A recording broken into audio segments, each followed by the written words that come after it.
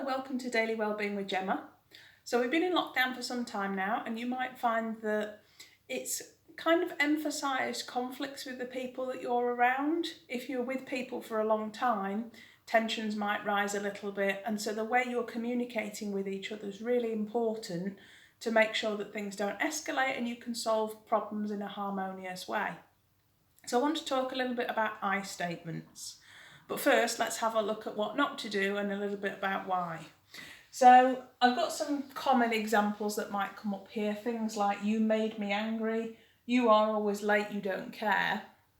And we might say these in the heat of the moment because of a genuine issue.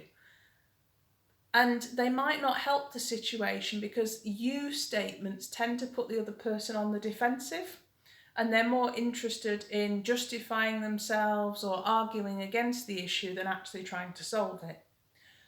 Other problems that occur is when you say things like, you made me angry, that puts the power of your feelings into the other person. Yes, they might have done something that's an issue, but nobody really makes you feel anything. You feel that way because of your experiences, your beliefs, your values. So sometimes it's good to take ownership of that.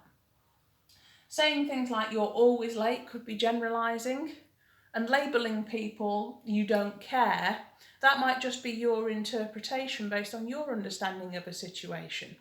And so these things might be unhelpful because they might take a conflict into the wrong direction instead of actually addressing what the issue is.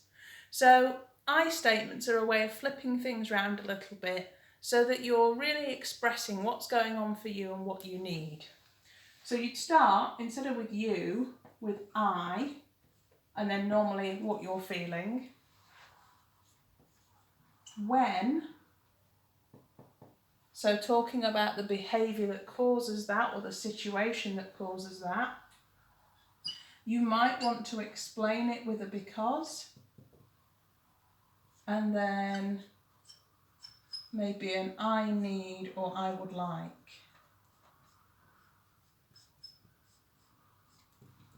So if we take the example up here and let's imagine somebody has been late. We might say, I feel anxious when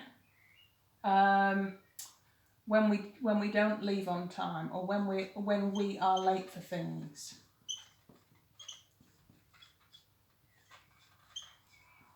So perhaps as a group, one person being late means they're collectively late. I feel anxious because I value predictability. If we've set a plan, I value sticking to it.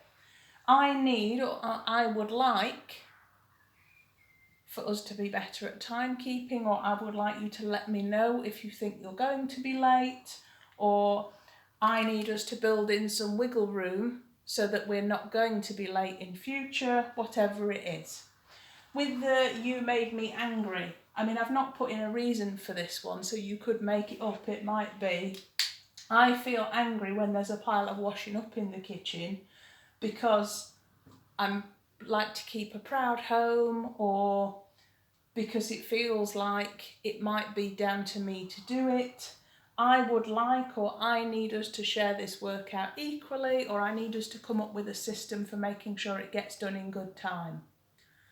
This kind of framework just gives you a sensitive way to still address the issue, but to address it in a way that's not going to make somebody defensive.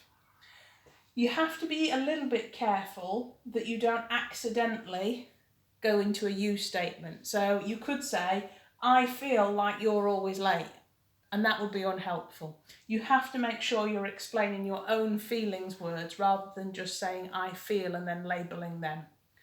When it comes to asking for help, I need is good for, I need security, I need joy, I need time to rest.